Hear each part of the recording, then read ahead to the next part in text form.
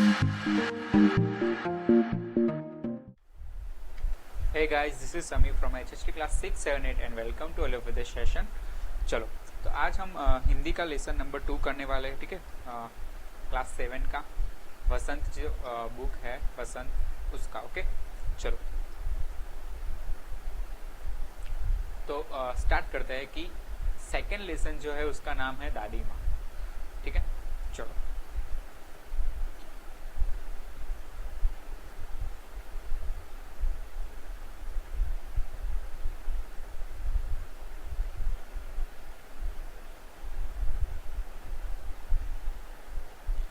कमजोरी ही है अपनी पर सच तो यह है, ठीक है। ये शब्द कौन बोल रहा है? कवि खुद बोल रहे हैं, ओके। लेखक जो है जिसने ये लिखा है स्टोरी, उस लेखक ने अपनी दादी माँ के बारे में इस स्टोरी में बताया है, ओके। और ये बोल रहा है ना, ये जो शब्द लिखे जा रहे हैं यहाँ पर वो कवि के द्वारा, लेखक के द्वारा बोले जा रहे हैं कि कमजोरी ही है अपनी पर सच तो यह है कि जरा सी कठिनाई पड़ते बीसो गर्मी का मतलब होता है हॉट समर, ओके। अब कड़ी धूप में, फिर या फिर बरसात हो या फिर ठंडी का मौसम हो, और वसंत देखने के बाद भी मेरा मन सदा नहीं तो प्राय अनमनासा हो जाता है। मतलब कि वो कोई भी मौसम हो पर वो मायूस का मायूस ही रहता है। और मेरे शुभचिंतक मित्र मुंह पर मुझे प्रसन्न करने के लिए आने वाली छुट्टियों की सूचना देते हैं और पीठ पीछे मुझे कमजोर और जरा सी प्रतिकूलता से घबराने वाला कहकर मेरा मजाक उड़ाते हैं, ठीक है। अभी उसके जो शुभचिंतक है, मतलब कि उसके जो फ्रेंड्स है, वो क्या बता रहे हैं, उसके सामने जब बात करते हैं ना उससे, तो अच्छी अच्छी बातें बात करते हैं, लेकिन उसके पीठ पीछे उसकी ही क्या करते रहते हैं, बुराई करते रहते हैं, कि उसे बोलते रहते हैं कि ये तो कमजोर आदमी है, ठीक है, कि ये कोई काम का नहीं है। इस तरह से उसका मजाक उड़ाते रहते हैं। फिर कवि क्या सोचते हैं कि मैं सोचता हूँ अच्छा, अब कभी उन बातों को न सोचूंगा। ठीक है, जाने दो, सोचने से होता ही क्या है, ठीक है। अभी कवि क्या सोचते हैं कि चलो छोड़ो ये सारी बातें, लोग तो बातें करते रहेंगे, अब मेरी इन सब बातों को सोचने का क्या ही फायदा, ठीक है। मैं सोचकर क्या ही कर लूंगा, ओके। ठीक है, जाने दो, उस बात को सोचने से क्या ही फर्क पड़ेगा, ठीक है। बोलने दो लोगों को जो भी बोलते हैं, पर मुझे पता है कि मैं कैसा हूँ। पर बरबस देखो, जब कवि सोचते हैं ना, ऐसा लेखक ऐसा सोचते हैं कि छोड़ो ये सारी बातें, क्यों मैं सोचूं, फिर भी लोग मेरा मजाक उड़ाने दो। पर बरबस मेरी आंखों के सामने शरद की शीत किरणों के समान स्वच्छ शीतल किसी की धुंधली छाया नाच उठती है। बट जैसे ही वो ऐसा सोचते हैं कि छोड़ो ये सारी बातें, क्या ही सोचने का, वैसे ही उनके आंखों के सामने वो उसके फ्रेंड्स आ जाते हैं जो उसकी मजाक उड़ाते हैं ना, वो उसकी परछाई सी उसके सामने आ जाती है, ठीक है। धुंधली छाया उनके सामने आ जाती है कि जब भी वो इस बात से मुकरना चाहते हैं कि मेरे फ्रेंड्स मेरे मजाक उड़ाते हैं, उस बात से मुकरना चाहते हैं, वैसे ही उनके सामने क्या आ जाता है, ये सारी बातें आ जाती है। किसी ना किसी की तो छाया आ जाती है, मतलब कि कोई ना कोई उसको दिखने लगता है कि उसकी अभी भी क्या उड़ा रहा है, मजाक उड़ा रहा है, ऐसा कोई ना कोई उसको सामने दिखता रहता है। फिर आता है कि मुझे लगता है जैसे क्वार के दिन आ गए है। क्वार के दिन मतलब कि बारिश के बाद का जो मौसम होता है ना, उसको क्वार के दिन बोलते हैं, ठीक है। बारिश चली जाती है और धूप निकलनी स्टार्ट हो जाती है, उस मौसम को, उस दिनों को क्वार के दिन बोला जाता है।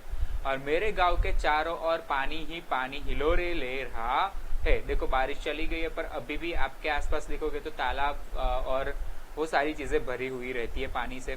और दूर के सिवान से बहकर आए हुए मोथा और साई की अधलगी घासें, घेऊर और बन प्याज की जड़ें तथा नाना प्रकार की बरसाती घासों के बीच सूरज की गर्मी में खोलते हुए पानी में सड़कर एक विचित्र घन छोड़ रहे है।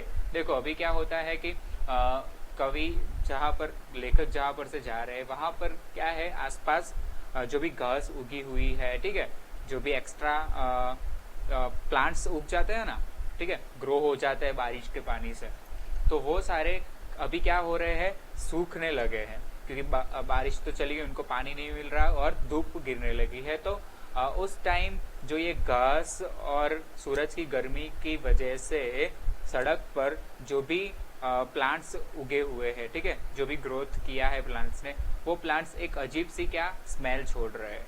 और रास्तों में कीचड़ सूख गया है और गांव के लड़के किनारों पर जाग भरे जलाशयों में धमाके से कूद रहे हैं। ठीक है, अभी क्या हुआ है कि बरसात के मौसम चले जाने के बाद जहां जहां पर कीचड़ भरता है वहां पर कीचड़ तो सूख गया है, बट जो जलाशय मतलब कि जो भी तालाब छोटे छोटे भर जाता है ना गाँव में, उस गाँव में छोटे जो लड़के हैं, बच्चे हैं, वो क्या धमाके से जोर से उसमें कूद रहे हैं और नहाने का मजा ले रहे हैं। अपने अपने मौसम की अपनी अपनी बातें होती है। देखो यहाँ पर कवि क्या कहते हैं कि अपने अपने मौसम की अपनी अपनी बातें होती है। हर एक मौसम की अलग अलग बातें रहती है ना, कि इस मौसम में ठंडी, इस मौसम में गर्मी, इस मौसम में बारिश हुई तो बारिश के बाद यहाँ पे नहाने का मजा आ जाता है। ठीक है, वैसे लेखक बोलते हैं कि आषाढ़ में आम और जामुन न मिले। देखो बारिश के मौसम में आप जब बारिश स्टार्ट होती है और समर खत्म होने को आया है, तब आम भी मिलते हैं और जामुन भी मिलता है। ठीक है, तो यहाँ पर लेखक ऐसा बोलते हैं कि आम और जामुन भले ही मुझे ना मिले, चिंता नहीं है। ओके, अगहन में चिवड़ा और गुड़ न मिले, मतलब कि अगहड़ मतलब कि आपका जो स्टार्टिंग का मंथ रहता है जनवरी, वो ठंड वाला मौसम, उसमें भले ही आपको चिवड़ा और गुड़ न खाने को मिले तो भी दुख नहीं होगा, बट चैत के दिनों में लाई के साथ गुड़,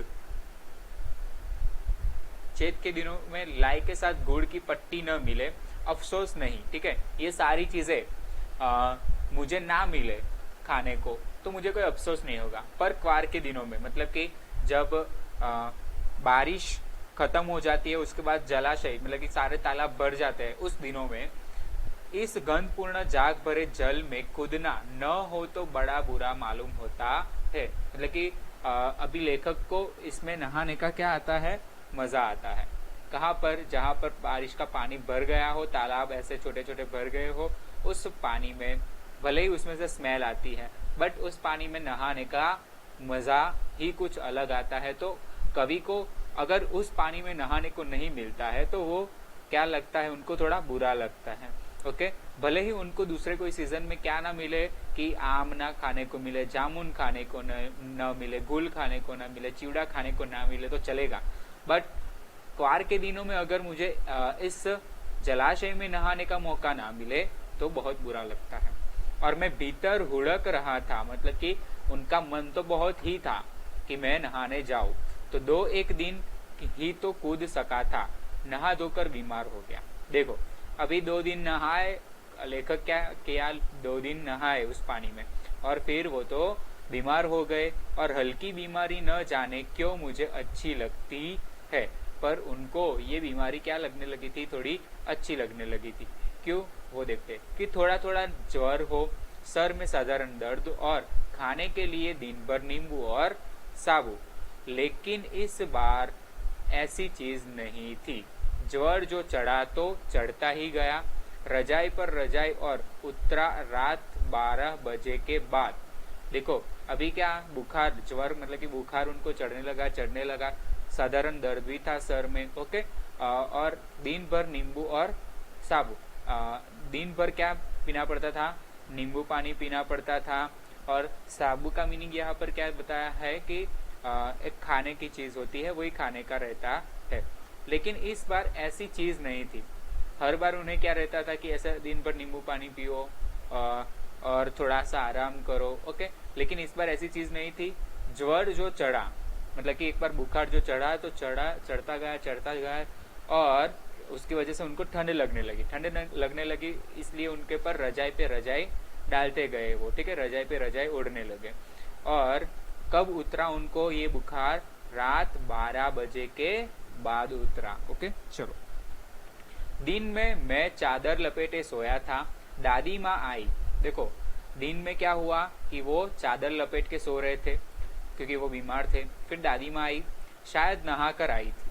ओके, दादी माँ आई और लेखक क्या बोल रहे कि दादी माँ नहा के आई थी और उसी जाग वाले जल में जहां पर वो नहा के आए थे ना पहले, जिससे वो बीमार हो गए थे, वहीं से दादी भी नहा कर आई थी। और पतले दुबले स्नेह सने शरीर पर सफेद किनारी हीन धोती सन से सफेद बालों के सिरों पर सघन टपके हुए जल की शीतलता।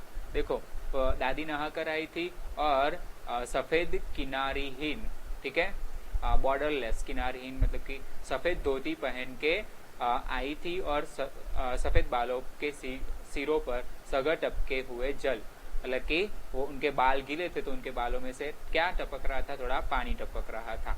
और आते ही उन्होंने सर पेट छुए।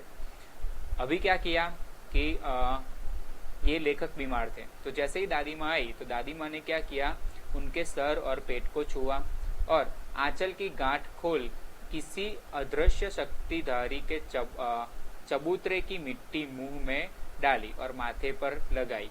देखो उन्होंने क्या किया कि उनके पास एक पोटली जैसा रहता था, वो लेके घूमते थे कि आंचल की गांठ खोली और किसी अदृश्य शक्तिधारी के चबूतरे की मिट्टी, लाइक किसी एक जगह की क्या थी, एक मिट्टी थी और वो मिट्टी उन्होंने वहां उसमें से निकाल के उनको खिला दी, लेखक के मुंह में डाली और माथे पर लगाई और दिन रात चारपाई के पास बैठी रहती और कभी पंखा जलती, कभी जलते हुए हाथ पैर कपड़े से सहलाती और सर पर दालचीनी का लेप करती और 20 बार छू कर ज्वर का अनुमान करती।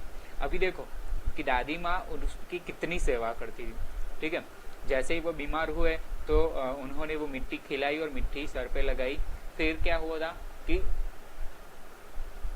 दिन रात चारपाई के पास, मतलब कि जहाँ पर जिस चारपाई पर लेखक सोए हुए रहते थे ना, आराम करते थे, उस चारपाई के पास दादी माँ आकर दिन रात बैठती रहती थी और उनकी सेवा करती रहती थी। और कभी तो पंखा जलती, मतलब कि पहले तो ऐसे पुराने वाले हाथ वाले पंखे होते तो हाथ पंखा डालती, फिर कभी जलते हुए हाथ पैर कपड़े से सहलाती।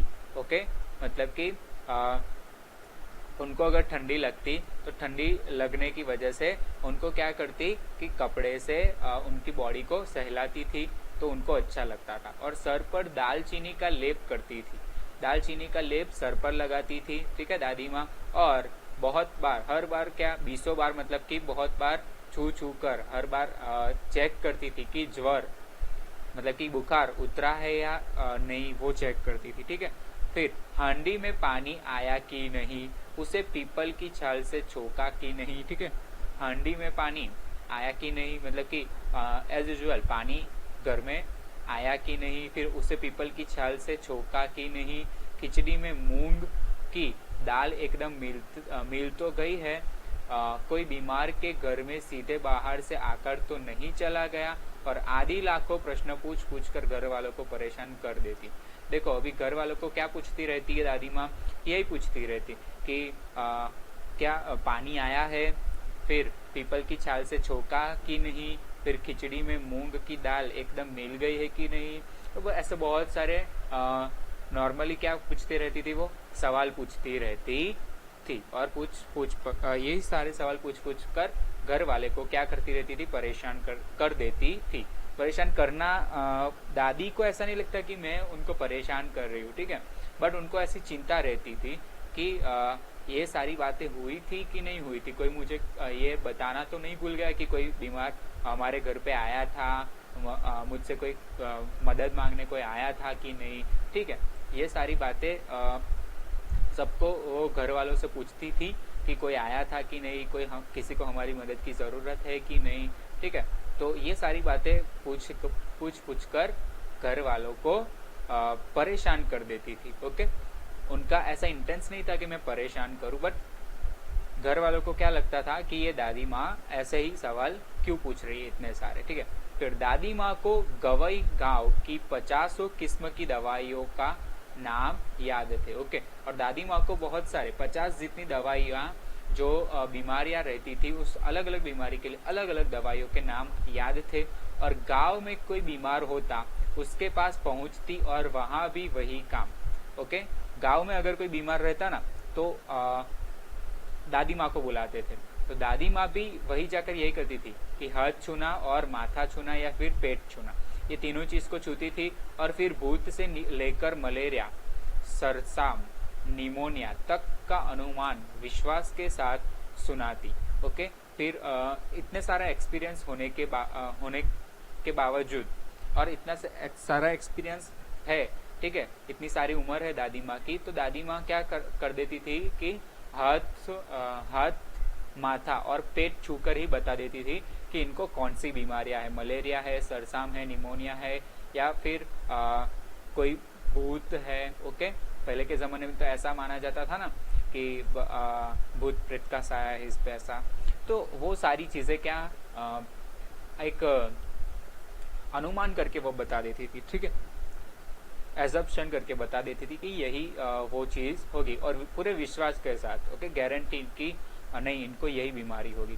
फिर महामारी और विषुचिका के दिनों में रोज सवेरे उठकर स्नान के बाद लवंग और गुड़ मिश्रित जलदार गुगल और धूप, देखो महामारी और विषुचिका के दिनों में वो क्या करती थी, रोज सवेरे उठती थी, स्नान करती थी, फिर लविंग और गुड़ का मिश्रण वाला पानी पीती थी, ठीक है, फिर गूगल और धूप करती थी, फिर सफाई कोई उनसे सीख ले, ठीक है। अभी कभी क्या बोल रहे हैं कि सफाई तो कोई मेरी दादी से पूछ ले।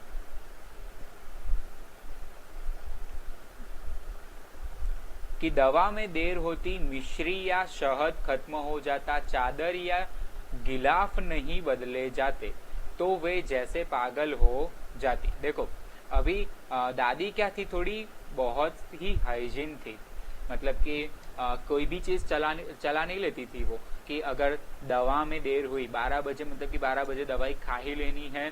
फिर मिश्री मतलब कि शक्कर जो आती है, शक्कर या फिर शहद खत्म हो जाता, या फिर चादर या गिलाफ नहीं बदले होते, तो मतलब कि चादर या फिर कवर्स नहीं बदले होते कुशन के या फिर किसी भी चीज़ के, तो दादी क्या करती थी, पागल हो जाती थी। मतलब कि आपने क्यों नहीं बदले, ठीक है, ये बदलना ज़रूरी है, ये नहीं बदला तो बीमारी ज़्यादा फैल सकती है, ऐसा ऐसा सब कहना था दादी का। और बुखार तो मुझे अब भी आता है, नौकर पानी दे जाता है, मैस महाराज अपने मन से पकाकर खिचड़ी या साबू, डॉक्टर साहब आकर नाड़ी देख जाते हैं, और कुनेन मिक्सचर की शीशी की तिताई के डर से बुखार भाग भी जाता है, पर न जाने क्यों ऐसे बुखार को बुलाने का जी नहीं होता। देखो अभी की बात कर रहे हैं, अभी तक जो बात की, ठीक है, तो अभी तक किसकी बात की लेखक ने, कि जब वो बचपन में थे और बचपन में जब उनको बुखार आता था तब की बात है। पर अभी यहाँ से चेंज होता है कि बुखार तो मुझे अब भी आता है। अब कवि क्या हो गए, लेखक बड़े हो गए, तो लेखक को अभी भी बुखार आता है। तो जब भी बुखार आता है तो नौकर उनके घर में जो रहते हैं उनको पानी दे आते हैं, ठीक है। फिर मैस महाराज मतलब कि आप हॉस्टल में जाओगे ना, तो हॉस्टल में मैस रहता है, जहाँ पर जो भी हॉस्टल में बच्चे रहते हैं उनको खाना दिया जाता है, ओके। तो मैस महाराज मतलब कि मैस में खाना बनाने वाले जो महाराज रहते थे, वो महाराज खिचड़ी पकाकर या फिर साबूदाना जो आता है वो चीज़ पकाकर इस लेखक को पहुंचा देते थे मैस महाराज, ओके। फिर डॉक्टर आके क्या देते थे, नाड़ी देखते थे और कुनेन मिक्सचर की शीशी मतलब कि दवाई देते थे, और दवाई देने के बाद जो लेखक का बुखार था वो बुखार मिट जाता है। पर पहले जब वो छोटे थे तब उनको जब बुखार आता था तो वो अच्छा लगता था, क्योंकि दादी उनकी सेवा करती थी। पर अभी इनको जब वो बड़े हो गए, उनकी दादी माँ उनके साथ नहीं रही, तो उनको अच्छा नहीं लगता है कि अभी मुझे जो बुखार आ रहा है वो मुझे पसंद नहीं है, ओके। चलो, ऐसे बुखार को बुलाने का मन ही नहीं करता। पहले तो उनको क्या था, पसंद था कि मुझे बुखार आए तो मेरी दादी माँ मेरी क्या करेगी, हेल्प करेगी, मेरी सेवा करेगी, तो वो चीज़ उनको पसंद थी। पर अभी की बात कर रहे तो अभी उनको ये सारी चीज़ें पसंद नहीं थी, क्योंकि उनके पास दादी माँ नहीं थी, ओके। चलो, किशन भैया की शादी ठीक हुई, दादी माँ के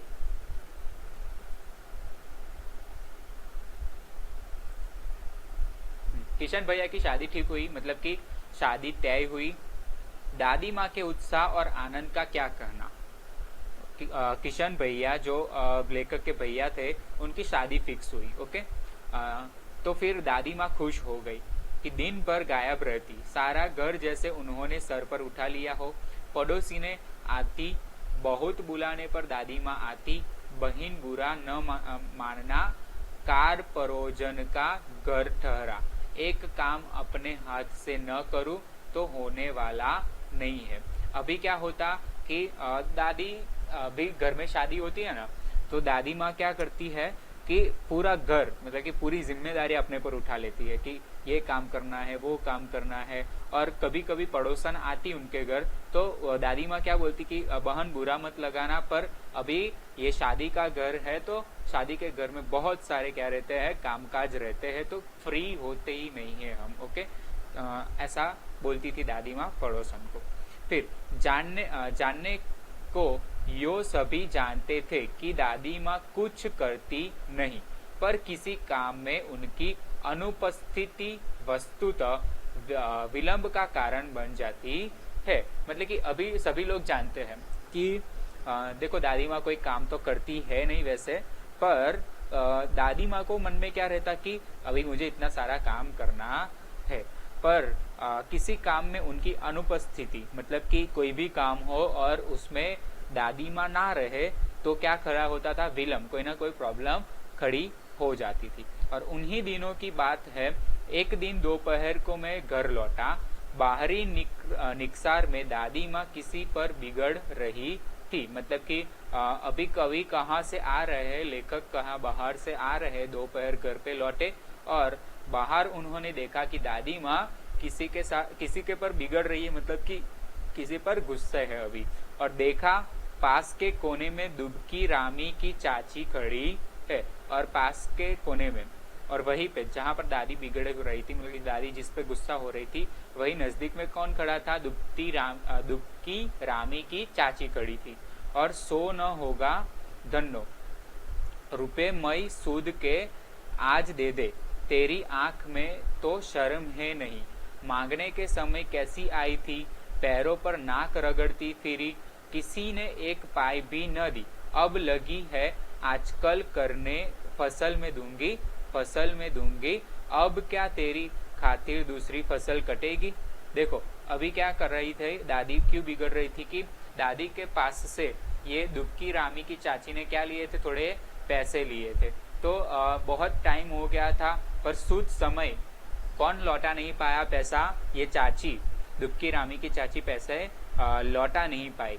तो दादी क्या बोल रही है कि तेरी आंख में शर्म है कि नहीं, मांगने के समय, मतलब कि जब तुझे पैसे की जरूरत थी तब तुझे किसी ने पैसे नहीं दिए और मेरे सामने आके तू नाक रगड़ने लगी कि बहुत ही रिक्वेस्ट करने लगी कि पैसे दे दो, पैसे दे दो, उधार दे दो, तो मैंने तुम्हें दिए, पर तुमने फिर मुझे वो पैसे लौटाए भी नहीं और उसके बदले में ना ही कोई फसल दी। ओके, मतलब कि पहले तो क्या चलता था कि पैसों के बदले तुम अनाज दे दो तो भी चलता था, पर वो भी अनाज भी लौटाया नहीं था। ठीक है, वो नानी ने, सॉरी चाची ने, दुबकी रामी की चाची ने अनाज भी लौटाया नहीं था, पैसे भी नहीं लौटाए थे। फिर यहाँ पे बोलती है ना कि फसल मैं दूंगी, फसल मैं दूंगी, मतलब कि तुम आपको मैं फसल दे दूंगी, फसल दे दूंगी, पर अब क्या तेरी खातिर दूसरी फसल कटेगी, मतलब कि अभी तुम्हारे पास तो फसल भी नहीं है, तुम मुझे फसल भी नहीं दिए हो, तो क्या तुम अभी दूसरी फसल काटने जाओगी। ओके, ऐसा बोलती है दादी। तो वो चाची क्या बोलती है कि दूंगी मालकिन, रामी की चाची रोती हुई दोनों हाथों से आंचल पकड़े दादी माँ के पैरों की और झुकी, बिटिया की शादी है, आप न दया करेगी तो उस बेचारी का निस्तार कैसे होगा। मतलब कि अभी चाची बोल रही है कि मालकिन मैं आपको दे दूंगी, आप चिंता मत करिए, पर अभी चाची के पास कुछ देने को नहीं था, तो चाची रो रो कर क्या होने, रो रो कर नानी के दादी के पैरों में पड़ने लगी कि अभी तो आप बिटिया की शादी है, ठीक है, मेरे घर में बिटिया की शादी है, आप दया नहीं करोगी तो कैसे चलेगा। ठीक है, आप तो थोड़ी मेरे पे रहम कीजिए, अगर शादी हो गई मेरी बिटिया की तो उसके बाद मैं आपको क्या दे दूंगी, आपके सूद समय पैसे या फिर फसल दे दूंगी। ठीक है, फिर हट हट अभी नहा के आ रही हूँ, दादी माँ पीछे हट गए। फिर जो चाची थी वो चाची पैरों में पड़ने लगी ना, उसकी वजह से दादी माँ ने क्या किया कि हट हट पीछे हट, मैं अभी नहा कर आ रही हूँ, तू कहाँ मुझे छू रही है। तो फिर क्या बोलते हैं कि जाने दो दादी, मैंने इस अप्रिय प्रसंग को हटाने की गरज से कहा, बेचारी गरीब है, दे देगी कभी। अभी ये वर्ड कौन बोलता है कि जाने दो दादी? लेखक, अपने जो राइटर है वो बोलते हैं कि दादी जाने दो, ये जो चाची है वो चाची गरीब है बेचारी, उनके वहाँ शादी हो जाने दो उनकी बिटिया की, फिर वो सुध समय आपके पैसे जो है वो लौटा देगी। ठीक है। यह वर्ड क्यों बोलते हैं लेखक? क्योंकि ये जो प्रसंग था उनको पसंद नहीं आया कि कोई उनकी दादी के सामने रो रहा है और दादी उनको डांट रही है, तो वो चीज़ उनको पसंद नहीं आई, इसलिए इस अप्रिय प्रसंग को हटाने की गरज से ये चीज़ किसने कही?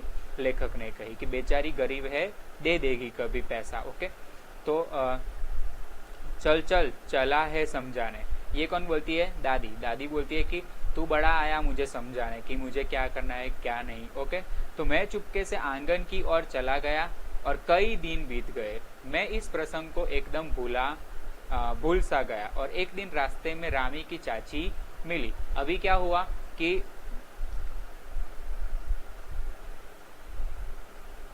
अभी ऐसा हुआ कि ये जो प्रसंग हुआ था जब रामी की चाची पैसे मांगने आई थी। ओके, तो सॉरी, रामी की चाची आई थी और दादी क्या कर रही थी? उनको डांट रही थी। ये वाला जो प्रसंग हुआ था वो प्रसंग एकदम से कौन भूल गया था? लेखक भूल गए थे थोड़े दिनों बाद।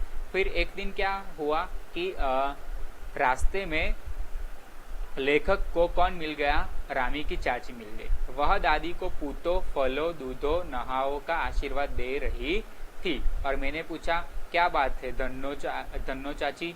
तो उसने विहन होकर कहा कि उरीन हो गई बेटा, भगवान भला करे हमारी मालकिन का, कल ही आई थी, पीछे का सभी रुपया छोड़ दिया और ऊपर से 10 रुपए का नोट देकर बोली, देखना धन्नो, जैसी तेरी बेटी वैसी मेरी, 10-5 के लिए हंसाई न हो, और देवता है बेटा देवता। देखो अभी चाची क्या थी कि चाची खुश थी। क्यों चाची खुश थी? कि दादी को पूतो फलो दूधो नहाओ का आशीर्वाद दे रही थी। कौन? चाची। चाची दादी को क्या बोल रही थी कि चाची दादी आपका क्या हो? भला हो, ठीक है, आप दूधों से नहाओ, पूतो फलो, ठीक है, लंबी उम्र हो आपकी। फिर ये सारी बातें सुनकर लेखक ने पूछा कि क्या बात है धन्नो चाची? ठीक है, रामी के चाची का नाम क्या था? धन्नो। तो पूछा कि क्या है क्या बात है धन्नो चाची? तो उसने विह्वल होकर कहा कि उरीन हो बेटा, भगवान भला करे हमारी मालकिन का। क्या बोलते हैं कि भला हो बेटा कि आपकी दादी का और मेरी मालकिन का भगवान क्या करे? भला करे। वो बोलती है चाची कि कल ही तुम्हारी दादी आई थी और पीछे का जो सभी रुपया था, ठीक है, चाची ने जो पिछले हफ्ते या पिछले महीने की पिछले टाइम पे जो भी रुपया लिया था दादी से, वो अभी दादी को वापस नहीं चाहिए। ऊपर से दादी ने क्या किया कि 10 रुपया एक्स्ट्रा दिया। किसको? चाची को, कि ये लो बेटा कि देखना धन्नो, जैसी तेरी बेटी वैसी मेरी, 10-5 के लिए हंसाई न हो। मतलब कि तुम्हारी जो बेटी है वो बेटी की शादी तुम करवाओ और तुम्हारी बेटी का भला हो, इसलिए ये मैं सारी चीजें कर रही हूँ। ठीक है, फिर चाची बोलती है कि तुम्हारी दादी तो क्या है? देवता जैसी है, देवता जैसे, भगवान जैसी है। ओके, क्योंकि इतनी सारी हेल्प कर रही है इसलिए। फिर उस रोज तो बहुत डांट रही थी। मैंने पूछा, मतलब कि अभी लेखक क्या पूछ रहे थे कि जब उस दिन तो आपको दादी बहुत ही डांट रही थी और आज दादी ने ऐसा किया कि आपको 10 रुपए एक्स्ट्रा भी दिया और ऊपर से पिछले का जो उधार था वो भी नहीं मांगा, वो भी माफ कर दिया। तो वह तो बड़े लोगों का काम है बाबू, रुपया देकर डांटे भी न तो लाभ क्या। मतलब कि अभी चाची ऐसा बोल रही है कि वो तो बड़े लोगों का काम है बाबू, मतलब कि ऐसे बोलते हैं ना अपने से छोटे को। तो चाची ऐसा बोल रही है कि जो ये बड़े लोग हैं ना, उनका काम यही रहता है कि रुपया तो देते ही है, बट एक बार डांटते भी है, और एक टाइम क्या कर देते हैं, वो पुराने रुपए वापस नहीं भी मांगते, ठीक है, और ऊपर से दूसरे नए पैसे भी दे देते हैं, क्योंकि वो समझते हैं गरीबी क्या होती है इसके लिए। तो मैं मन ही मन इस तर्क पर हंसता हुआ आगे बढ़ गया, और किशन के विवाह के दिनों की बात है, ठीक है। और अभी लेखक क्या सोच रहे हैं कि इसी लॉजिक को समझते समझते हंसते हंसते वो आगे बढ़ गए, ओके, कि पहले एक दिन डांटो, पैसे दो उनको, ओके, पहले उधार दो, फिर वापस उधार मांगो, और जब वो सामने वाला उधार न दे पाए तो उसको डांटो, और तीसरे दिन क्या करो, फिर से उनकी मदद करो। तो ये लॉजिक समझते समझते, ठीक है, मन ही मन सोचते सोचते वो क्या कर गए, हंसते हंसते आगे बढ़ गए लेखक। अभी किशन की शादी की बात थी कि विवाह के 4-5 रोज पहले से ही औरतें रात रात भर गीत गाती है। मतलब कि जब पहले के ज़माने की बात करूं तो जो शादियां रहती थी, उस शादियों में क्या रहता था कि लोग 4-5 दिन पहले से ही पूरी रात क्या करते थे, शादियों के गाने गाते थे। विवाह की रात को अभिनय भी होता है, और यह प्रायः एक ही कथा का हुआ करता है, और उसमें विवाह से लेकर पुत्रोत्पत्ति तक के सभी दृश्य दिखाए जाते हैं, और सभी पार्ट औरतें ही करती है। देखो,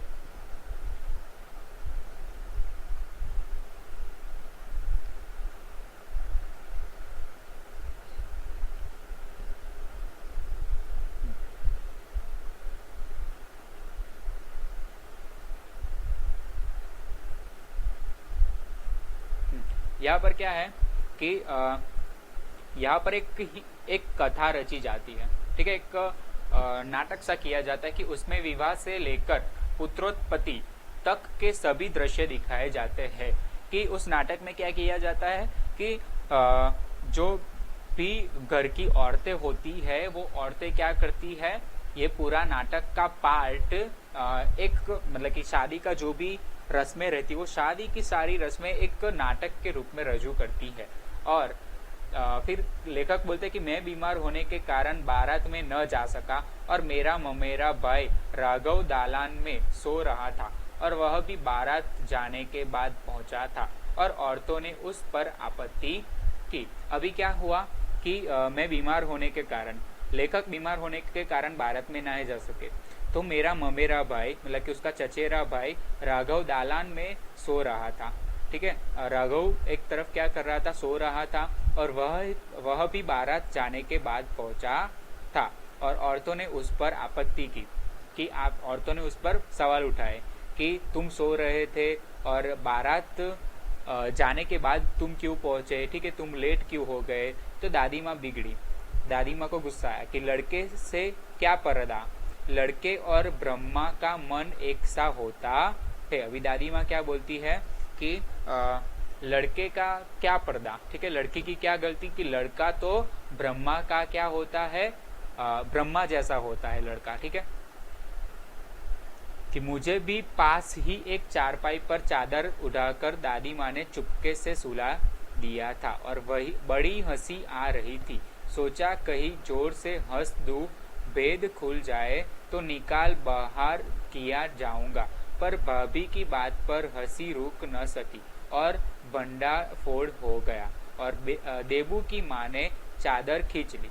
कहो दादी, यह कौन बच्चा सोया है, बेचारा रोता है शायद, दूध तो पिला दूं।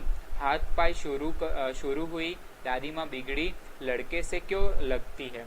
मतलब कि अभी क्या हुआ कि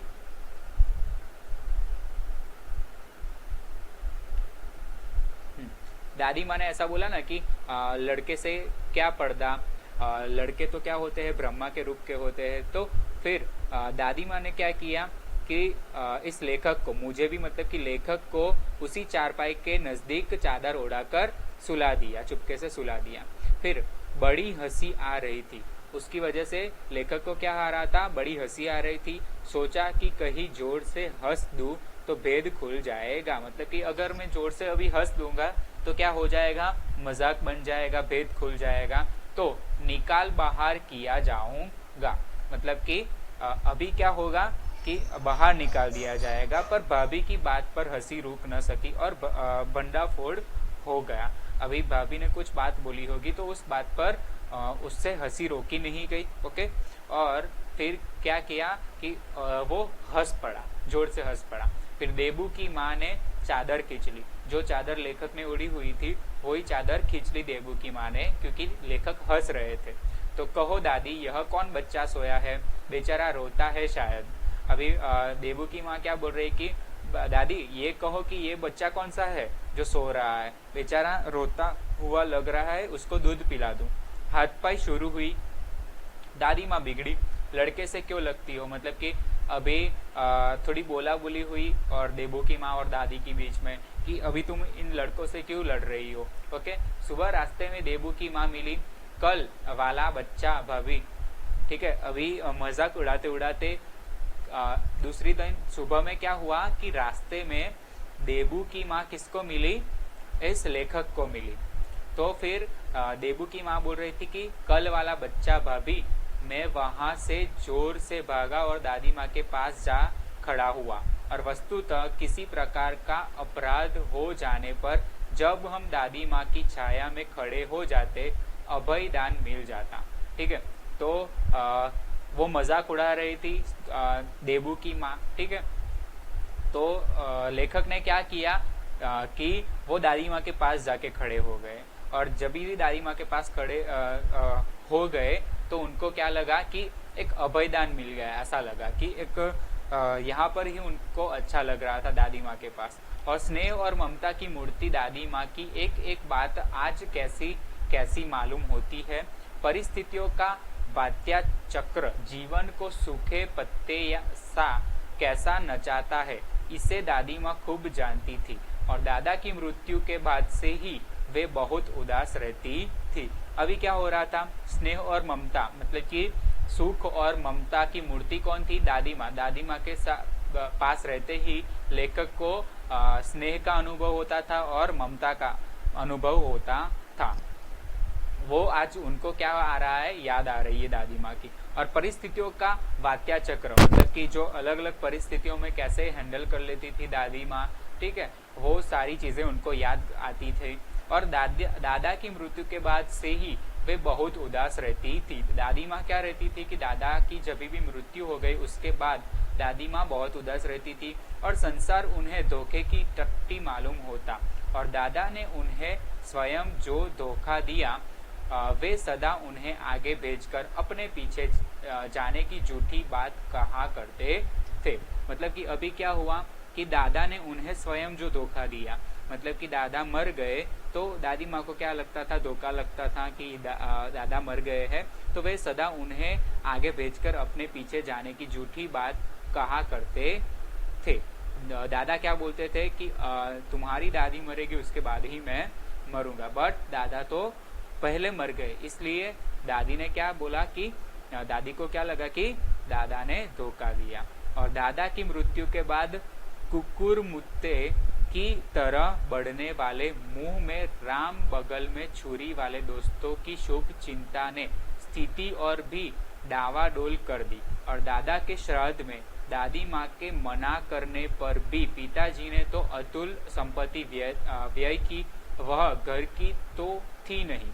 ठीक है, अभी क्या हुआ कि दादा के श्राद्ध में दादी माँ के मना करने पर भी पिताजी ने जो अतुल संपत्ति व्यय की वह घर की तो थी नहीं। ठीक है, मतलब कि श्राद्ध में जो भी कार्य संपत्ति थी, ओके, जो भी संपत्ति व्यय की, जो भी पैसे खर्च किए वो पैसे घर के तो थे नहीं। ठीक है, और दादी माँ अक्सर उदास रहा करती।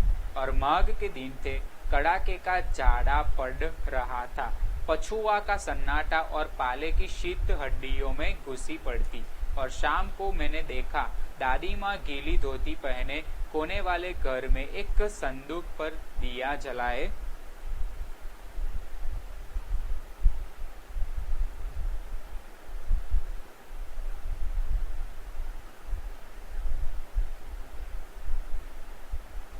दिया जलाए हाथ जोड़कर बैठी है। देखो अभी ठंडी की दिन थी, ठीक है, बहुत ठंडी लग रही थी कि हड्डियां भी सिकुड़ जाए, इतनी सारी ठंडी लग रही थी। तो उसी वक्त शाम को लेखक ने क्या देखा कि दादी माँ गीली धोती पहने कोने वाले घर में एक संदूक पर एक संदूक पर दिया जलाए हाथ जोड़कर बैठी थी और उनकी स्नेह कातर आंखों में मैंने आंसू कभी नहीं देखे थे। ठीक है, अभी किसी भी दिन लेखक ने उनकी स्नेह कातर मतलब कि हंसती हुई आंखों में, खिली हुई आंखों में क्या नहीं देखा था, कभी भी आंसू नहीं देखा हुआ था। और मैं बहुत देर तक मन मारे उनके पास बैठा रहा। फिर दादी माँ को बैठे हुए देखकर लेखक भी उनके पास जाकर बैठ गए और उन्होंने आंखें खोली तो दादी माँ, मैंने धीरे से कहा। ठीक है, जब दादी माँ ने आंखें खोली तो लेखक ने क्या कहा, दादी माँ, ऐसा धीरे से उन्होंने बोला। क्या है रे, तू यहाँ क्यों बैठा है? दादी माँ बोलती है कि लेखक को कि तू यहाँ क्यों बैठा है? ठीक है, दादी माँ, एक बात पूछूं, बताओगी ना? मैंने उनकी स्नेहपूर्ण आंखों की ओर देखा। ठीक है, देखो लेखक ने उनकी स्नेहपूर्ण आंखों की तरफ देखा और पूछा कि एक बात पूछूं, बताओगे ना आप? तो दादी माँ पूछती है कि क्या है, पूछ। तुम रोती थी? दादी माँ मुस्काई। पागल, तूने अभी खाना भी नहीं खाया न, चल चल। खाना भी खाया न, चल चल। धोती तो बदल लो दादी माँ, मैंने कहा। देखो अभी क्या पूछा कि तुम रोती थी कभी? दादी माँ को ऐसा पूछा कि तुम रोती थी कभी? तो दादी मुस्कुराई और बात पलट दी कि पागल, तूने अभी तो खाना भी नहीं खाया, चल चल हम खाना खा लेते हैं। ठीक है, तो फिर लेखक बोलते कि दादी धोती तो बदल लो, आपने गीली धोती पहनी है। तो मुझे सर्दी गर्मी नहीं लगती बेटा, वे मुझे खींचती रसोई में ले गई। देखो अभी दादी माँ क्या बोलती है कि मुझे ना ही तो सर्दी लगती है, सर्दी का एहसास होता है, ना ही गर्मी का एहसास होता है।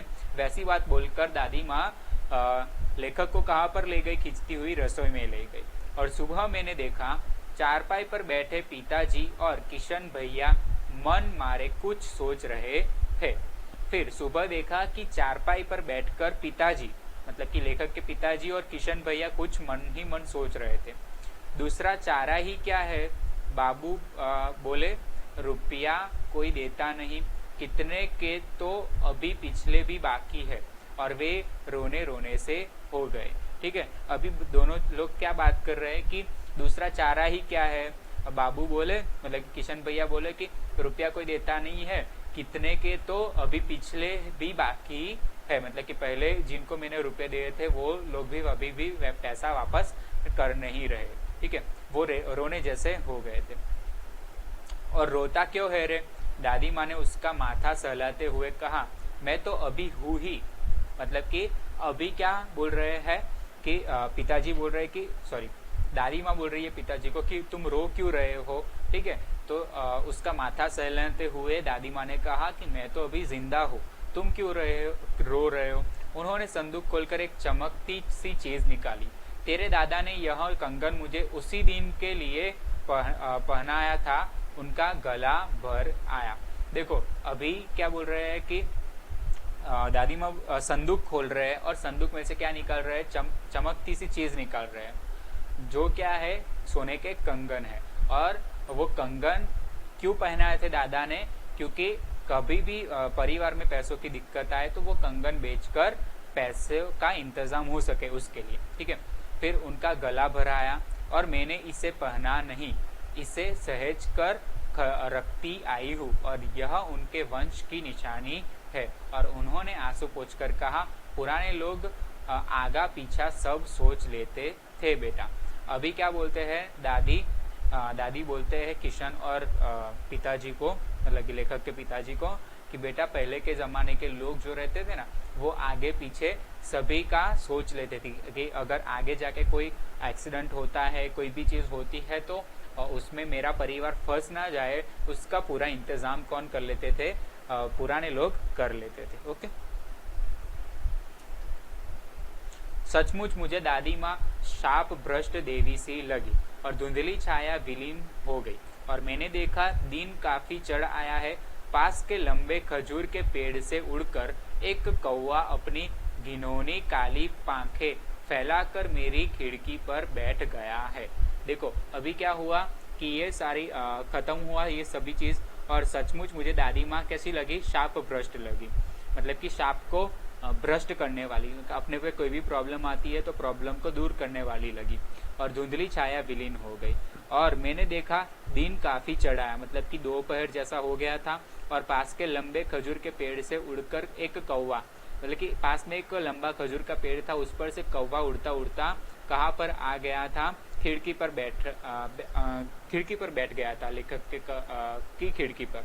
और हाथ में अब भी किशन भैया का पत्र कांप रहा है, और काली चींटियों से कतारें घुमिल हो रही है, और आंखों पर विश्वास नहीं होता। मन बार बार अपने से ही पूछ बैठता है, क्या सचमुच दादी माँ नहीं रही? अभी क्या हुआ था कि दादी माँ भी मर गई थी। तो दादी माँ मर गई थी ऐसा यकीन किसको नहीं हो रहा था? लेखक को अभी भी हो नहीं रहा था कि अभी भी मेरे साथ दादी नहीं है। ठीक है, तो ये थी लेखक के दादी माँ की कहानी की कितनी प्यारी थी उनकी दादी माँ। ठीक है, कि कितनी हेल्पफुल थी, उनकी कितनी सेवा करती थी। ठीक है बच्चों, चलो तो अभी ये प्रश्न अभ्यास है वो 1 टाइम लिख लेना आप। ओके, फिर मिलते हैं कल। Good bye.